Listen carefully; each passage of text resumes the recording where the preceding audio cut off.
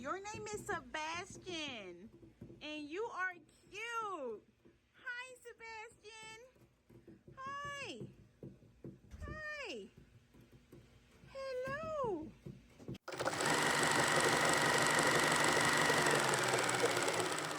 What's going on, YouTube, and welcome back to my channel. If you've been here before, thank you for returning. If you are new to the channel, make sure you hit that subscribe button and turn on those post notifications so you are notified every single time I drop a video and you don't miss not one video. Everybody in here, smash that like button, share this video, and drop a comment down below during the video, after the video, before the video, whatever you feel. Let me know what you think. Let me know what you like about the video. Let me know what you want to see next. You saw by the title and the thumbnail, we got a good one. So let's get straight into this groom. Also, you guys, make sure you are watching the ads all the way through. I know some of them can be a little lengthy, but watch them as much as you can, as long as you can, as best as you can. It helps to support this channel. It helps to support me. It helps to allow me to do this on more of a full-time basis in the future. And it helps just to get me back out to the algorithm. But with that being said, let's get back into the groom. Okay, everybody, this is Sebastian, and Sebastian is the father to Minnie, who I uploaded last Friday, and I guess you can call him the mate to Stella, who I uploaded Friday before last. Now, the biggest difference between Sebastian and Minnie and Stella is Sebastian is a lot more rambunctious than the two of them, and he is more testy than the two of them. So he knows how to test your buttons and test your patience and do different things just to kind of see how far he can get away with stuff. So you'll notice in this video I'm a lot more stern with Sebastian than I was with Stella and Minnie, because Sebastian is the male dog, and you know, if you have dogs and know about dogs, male dogs are generally the more stubborn dogs and can be more harder to train. And Sebastian pretty much is that dog. So he's young. He's a little bit, maybe like a year and a half, a little bit over a year and a half. And he is a dog who wants to be the dominant one. So for grooming, the groomer has to be the dominant one, because the groomer is the one holding the sharp tools, dealing with the sharp objects and clippers and different things like that, anything that the dog can get cut with. So when it comes to grooming, the dog has to listen to the groomer, because you want to keep the dog and the groomer as safe as possible. So you're going to see Sebastian get a lot of correction. Nothing is overly crazy or anything like that, and to be honest, it's very subtle correction for him, because he's not terrible. He just needs to learn there are things that you can't do during grooming. Also, there's a lot going on in the salon this day, so you'll see me have to stop a couple times just to help people out and kind of just help where I can, where people need the help and where it's needed. So I try to cut as much of it out as I can. Just let me know if y'all have any comments down below. But like I said, this is Sebastian. He is the father to Minnie and the mate to Stella. He is the third that completes the trio. And as just like Minnie and Stella, Sebastian reeks of urine, so he is going to be getting washed twice as well. He actually was worse than Stella and Minnie, I believe, because he's the one doing the most urinating. He's the one that pees on the two of the other ones when they're in the pen outside. And he also had some matting on his sanitary area and just a little bit on his back end and on his chest area. But it did help that they were getting shaved down anyway, so it didn't really make a difference. And before you guys ask why I didn't pre-shave before I bathed him, it's because he was covered in pee and he also had some poop on his paws that I did not want in my clippers. And the more you shave dirty hair with your clean blades, the more you damage your blades. So I try to prolong my blades and just wash the dog first. It doesn't hurt me, it doesn't hurt the dog, and it's a complete learning experience for dogs. So as I stated in, I believe, Stella's video, Stella and Sebastian have gotten groomed before, but they don't get groomed often because she gets them shaved down pretty short, so she don't have to bring them in too often because she has multiple dogs and not just these three. So Sebastian's going to be getting a short little body with a nice little round teddy bear face, and pretty much what Stella and Minnie got, just on him, and you'll see the biggest difference between the three of them in terms of his behavior. Now, because I know I have to put this in there, because I know for sure there will be comments saying, you're being too rough with him.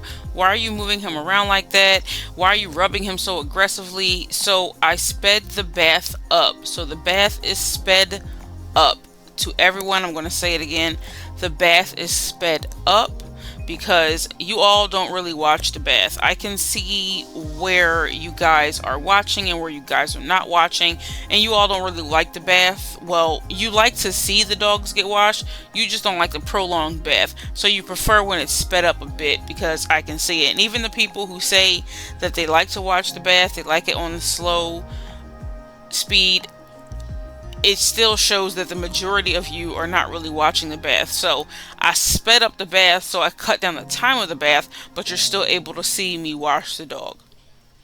So for my topic today, I'm going to talk about it a little bit later on in the video while I'm grooming, but I want to talk about ear plucking, and one, why I am not a fan of ear plucking, but why I will do it when it's necessary. And then I will also talk about why hemostats are necessary for certain types of ear plucking. I do have a question for you guys, and this is completely opposite of the video, but currently I am working on transitioning one of my dogs to a raw diet. So she's going from a home cooked diet to a raw diet, and I kind of want to know if you guys want me to document that journey and upload that as one of my next nutrition videos. The reason why I haven't uploaded another dog food video is because I haven't really had time to record and edit dog food videos at the moment. But now that I am transitioning my dog to a raw diet, I do want to see if you guys are interested in seeing that, and then interested in knowing some of the stuff that I found out about raw diets and things like that. So drop it down in the comments below if you'd like to know and see. But in the meantime, I'm going to let the rest of his bath play out, and I'll pop back in where I need to, and then if I don't, I'll pop back in once I start his grooming and start explaining what I am doing.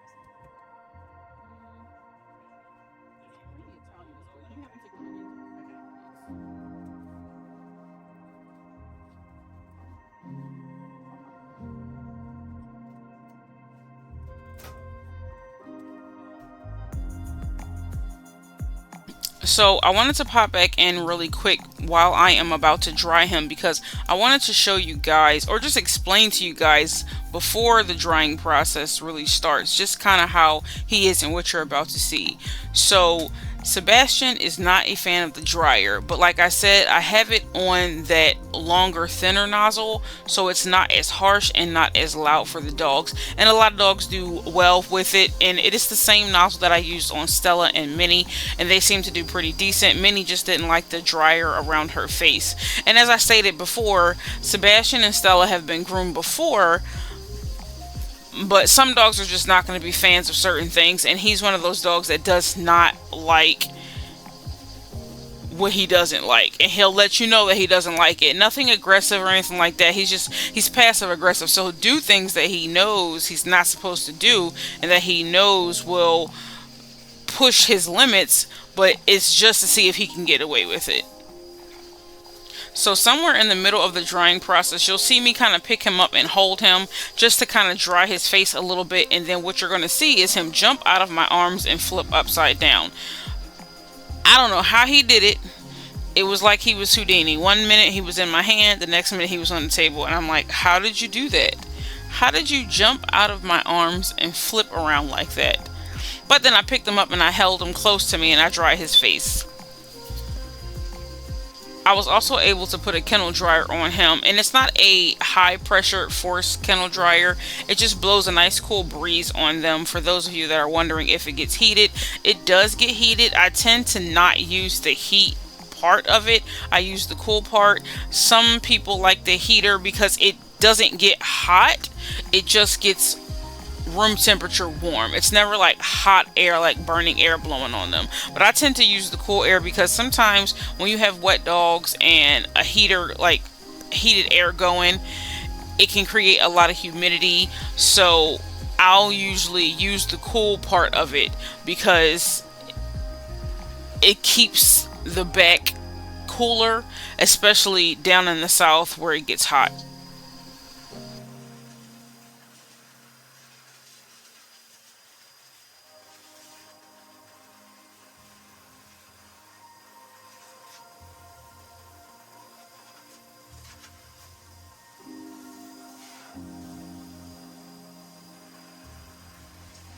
So right here, right around where I'm drying his face, like I said, it's sped up. I'm not yanking him around.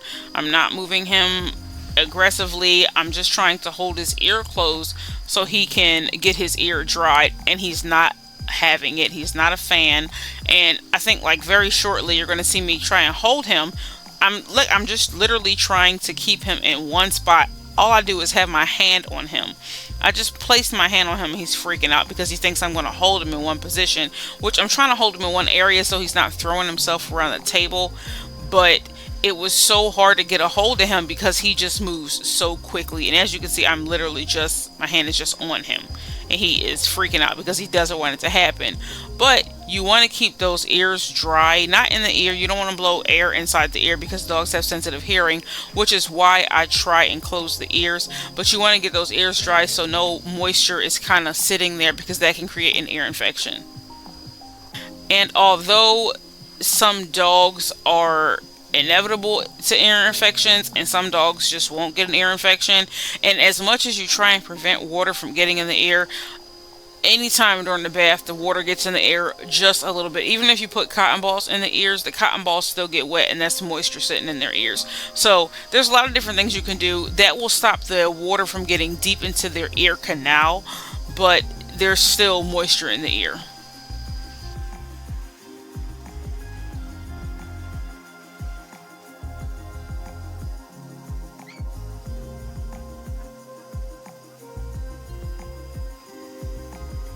And as you can see visually for yourself, I'm just trying to hold him and he is alligator rolling all over the table. And I'm like, dude, just stop and calm down if you just relax. And the thing is, when you work with dogs, you have to have the realization that dogs don't know and don't understand. They understand that you're not hurting them. They understand that you're not trying to injure them or physically damage them. They understand that, but at the same time it's still something that they don't like to be done, so they will fight you tooth and nail. And terriers will fight you to the death. That is the thing with terriers and grooming. And he is actually a Yorkshire Terrier mix, so no matter what type of terrier you have, they will fight you, and they will fight you until they win or until they get so exhausted that they have to give up.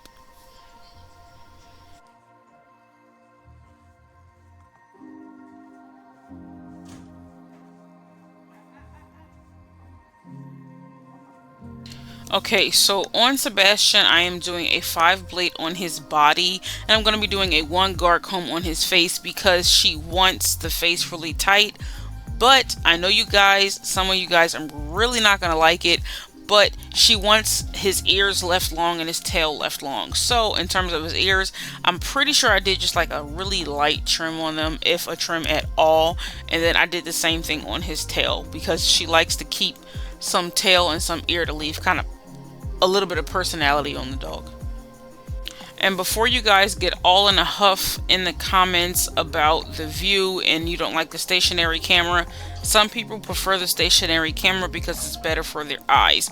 I am not going to just tailor to one type of video style because I have people on my channel that like both styles. Some people like the head mounted camera, some people like the stationary camera. And like I said, I do have another video that I'm going to be putting out that is a different type of view, and I want to see what you guys feel about it. You guys let me know.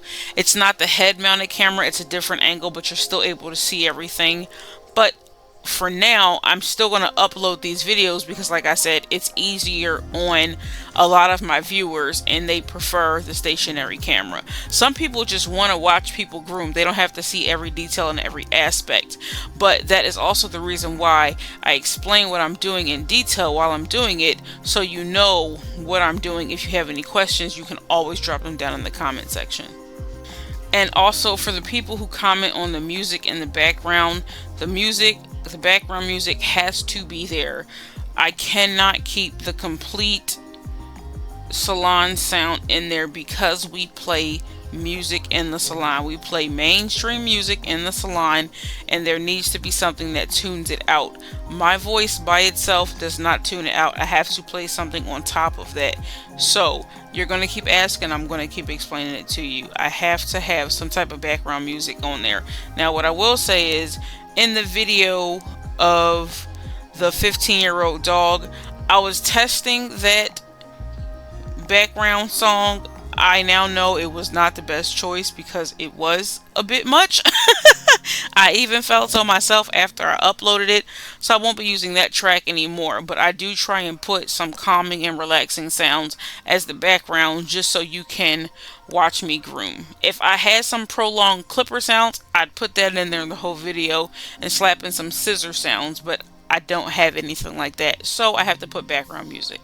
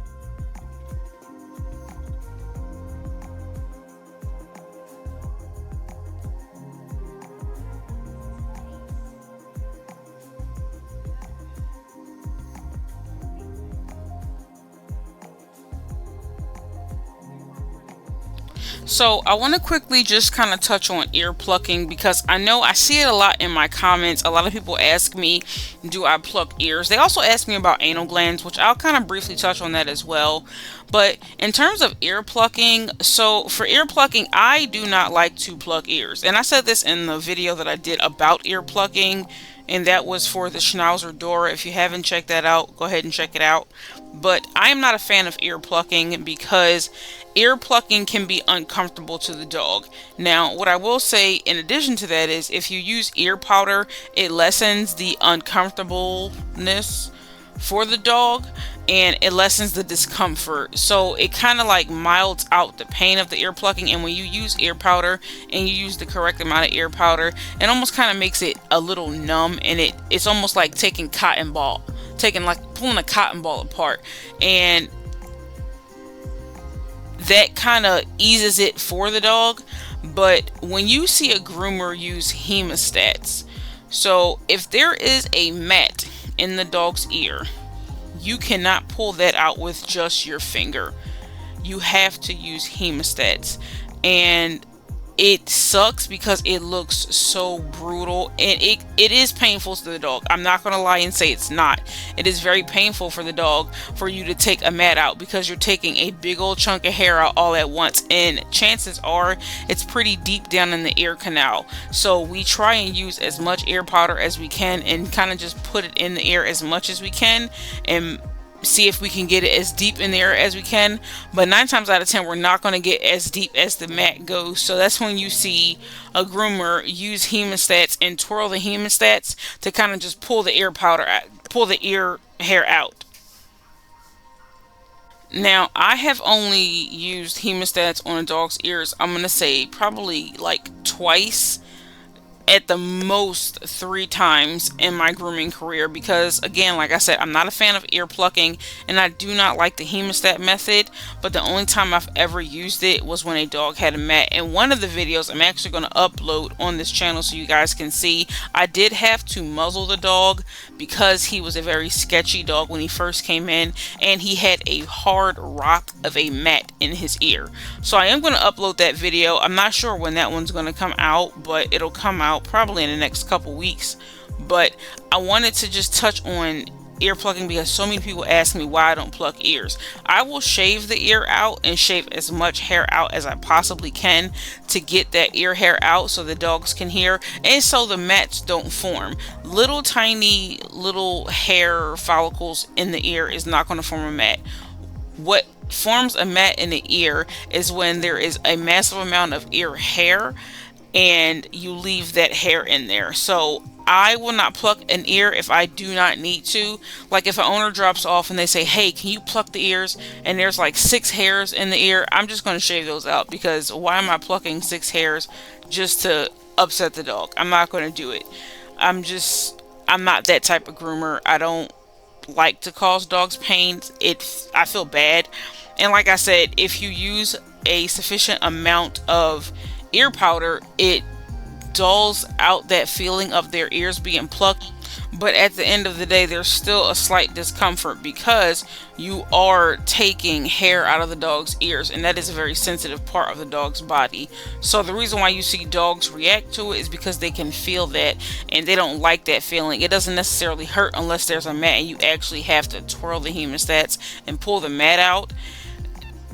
Generally, it's really not painful, and some dogs actually really enjoy getting their ears plucked. When I worked at the PetSmart up north, there was this Schnauzer that came in and he loved getting his ears plucked to the point that he would try and eat the hair after you took it out of his ears, and he would lean into it while he was getting his ears plucked. So some dogs actually find comfort in it. Other dogs don't like it because again, you're pulling something out of their ear, and how do you feel when somebody sticks their finger in your ear? So it's kind of the same thing for dogs. It's not really like painful unless there's like a large mat, but it's a weird feeling or a weird sensation to dogs.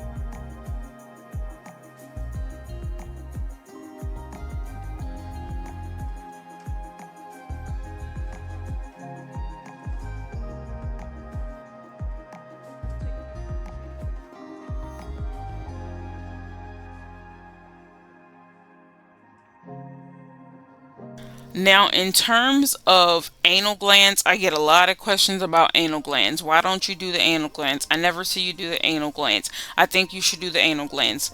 Listen, a dog's anal gland is a muscle. Dogs are to use their muscles on their own.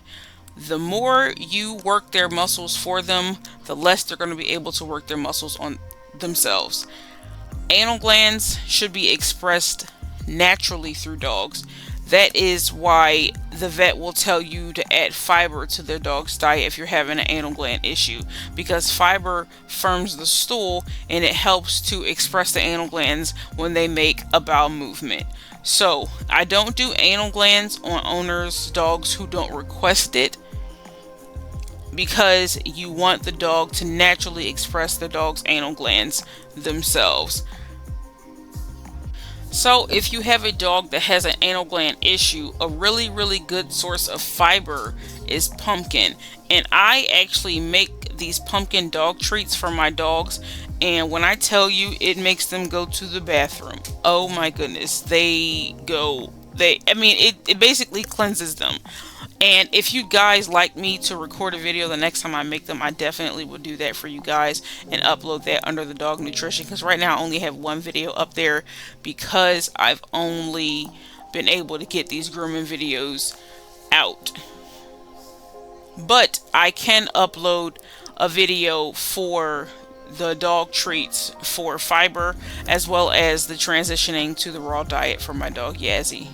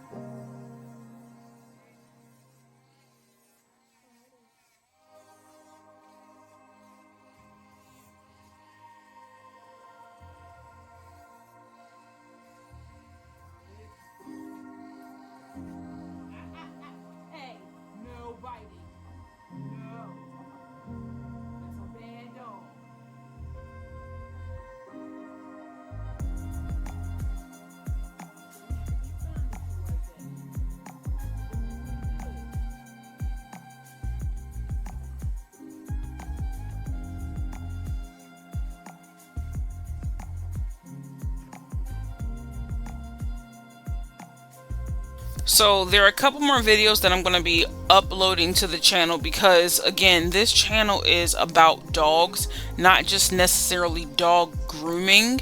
So there are going to be a couple different types of videos that I'm going to be uploading to the channel, and I kind of want to get you guys' feedback on it.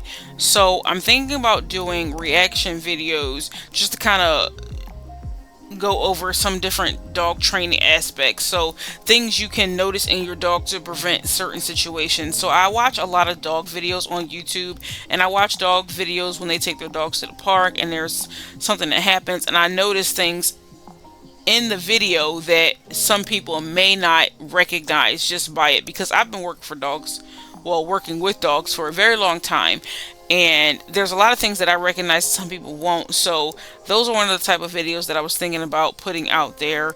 I'm obviously going to be doing more dog nutrition videos, because like I said, this video is not just about dog grooming. The channel is called For the Love of Dogs because it's about dogs all around, just in general. So it's a learning channel for people who want to learn more about dogs, who want to just further their knowledge. And I don't know everything about dogs.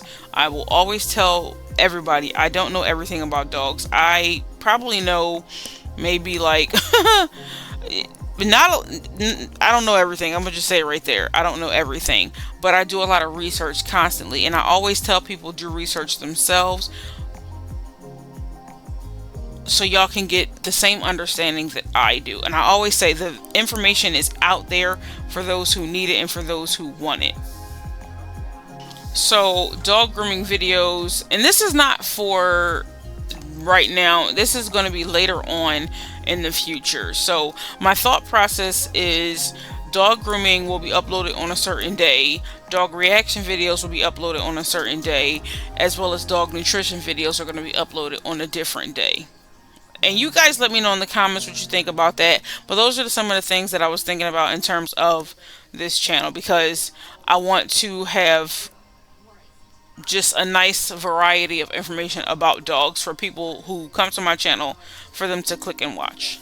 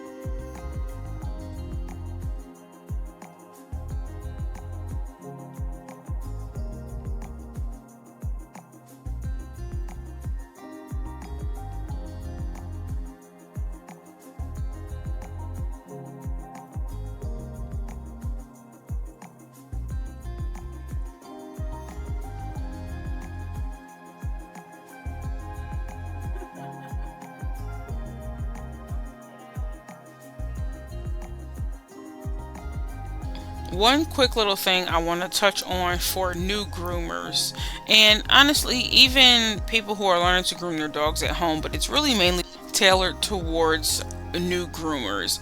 New groomers, if you are having a hard time with a difficult dog and you need help, do not hesitate to ask some of your seasoned groomers around you or whoever you are learning from, and listen to what they say, understand it, and take that information and allow it to benefit you and help you grow as a groomer. A lot of new groomers, and myself included when I was a new groomer, you don't want to hear what people say, and not necessarily don't want to hear it. Let me rephrase that. You have this notation in your mind that, okay, I learned how to do this, now I can go, and you're going so fast that you don't hear what people are telling you and you don't understand or comprehend it. And sometimes we take it as an insult to us and an insult to our knowledge. It's not. It's only literally to better us as groomers. Take what the groomer is telling you and listen to what they're saying. Understand what they're saying. That is the only way you are going to grow as a groomer. You also have to learn how to sometimes roll with the punches and sometimes take on those difficult dogs. As a new groomer, it's going to be harder for you to know how to manage a difficult dog if you don't get those difficult dogs. When I was a brand new groomer, I got a lot of difficult dogs. And when I say a lot, I mean a lot. But that is now how I am able to handle those dogs today, because I learned how to deal with them. I learned their body language. I learned when I knew they were going to switch up or act a certain way or snap or bite or anything like that. I paid attention to body language. Another thing for new groomers, pay attention to dogs' body language. That is going to benefit you so much in the long run. I cannot tell you how much is going to benefit you, because you'll then realize what to look out for and you'll be able to predict the dog's movements before the dog even moves. So learn the dog's body language and listen to your senior groomers that are trying to teach you and trying to help you. It's really only going to benefit you in the long run.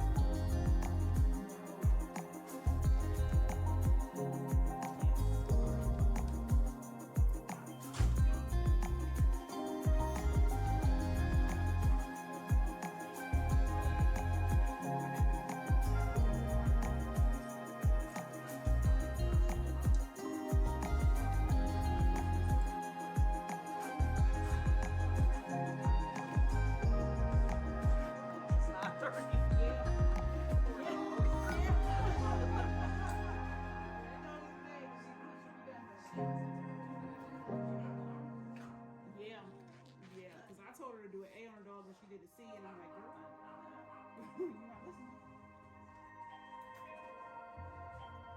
Stop that. Stop it.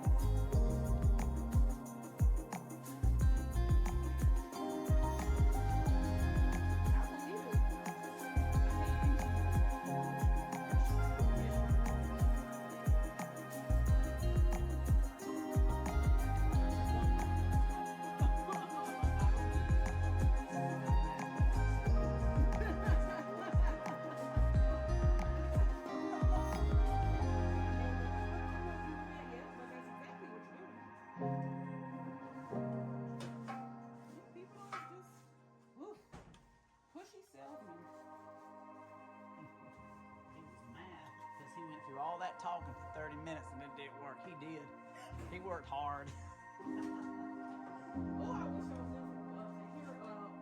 I wish I was on the other end and hung up on him. Sitting in the cubicle beside him or something. Right. No, I wanted to hear him after you hung up on him. Oh, the saltiness in his voice. I bet.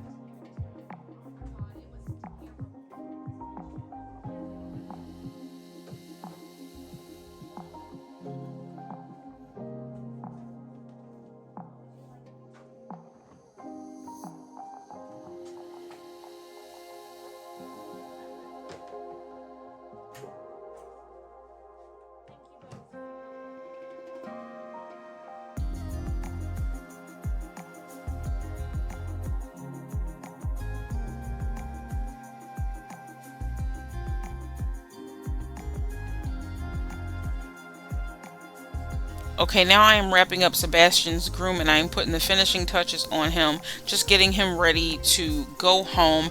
I think he looks absolutely adorable and I really hope you guys enjoyed this video and got some good information from it.